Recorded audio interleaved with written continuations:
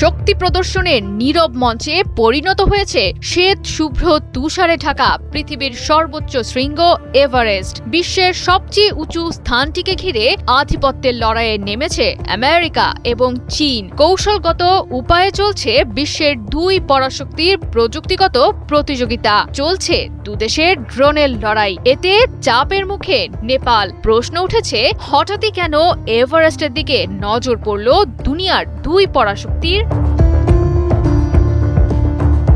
Everest অঞ্চলে বেশ অনেকদিন ধরেই ড্রোন ভিত্তিক কার্যক্রম চালাচ্ছে চীন। নেপালি প্রতিষ্ঠান এয়ারলিফট টেকনোলজি ব্যবহার করছে চীনা প্রযুক্তি প্রতিষ্ঠান DJI এর তৈরি ভারী DJI ফ্লাইকার্ট 100 ড্রোন, যার মাধ্যমে খুব অল্প সময়ে প্রয়োজনীয় মালামাল পৌঁছে দিচ্ছে বেস ক্যাম্প থেকে ক্যাম্প 1-এ। মাত্র কয়েক মিনিটেই ড্রোনটি বহন করতে পারে ৪৫ কেজির মতো সরঞ্জাম। ফলে এভারেস্টে অনেকটাই কমেছে শেরপাদের ঝুঁকিপূর্ণ যাতায়াত।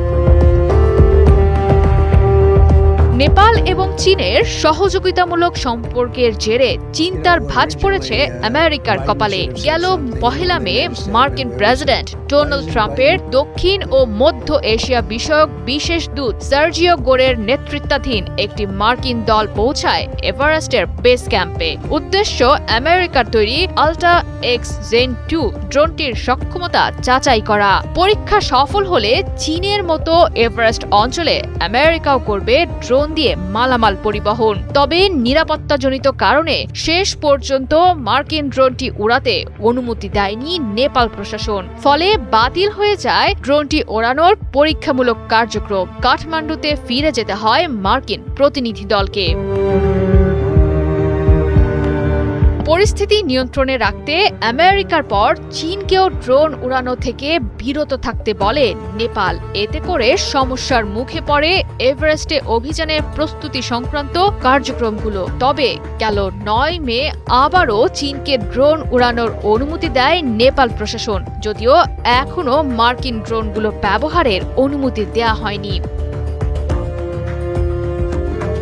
এই দুই পরাশক্তির আধিপত্যের লড়াইয়ে উভয় সংকটে পড়েছে হিমালয় কন্যা খ্যাত নেপাল। অভিযান সহজ করতে তারা চায় আধুনিক প্রযুক্তির সুবিধা নিতে। তবে নেপালের নিরাপত্তা বিশ্লেষকদের আশঙ্কা, মালামাল পরিবহনের আড়ালে ড্রোনগুলো ব্যবহার হতে পারে তথ্য সংগ্রহ আর নজরদারির কাজে। অনেকেই বলছেন এভারেস্টকে এখন রিয়েল ওয়ার্ল্ড টেস্টিং জোন হিসেবে দেখছে আধিপত্যের লড়াইয়ে নামা আমেরিকা এবং চীন। কারণ দুর্গম হিমালয় হলো এমন একটি স্থান যেখানে বাস্তব ঝুঁকির মধ্যেই চালানো যায় প্রযুক্তিগত পরীক্ষা। এ অঞ্চলে সফল হওয়া মানে যুদ্ধক্ষেত্রে সহ দুর্গম সীমান্ত অঞ্চলে আগাম সাফল্যের বার্তা দেয়া। কৌশলগতভাবে সংবেদনশীল অঞ্চলটিতে তাই পিছিয়ে থাকতে চাইছে না চীন এবং আমেরিকার কেউই। জয় সরকার, ৭১।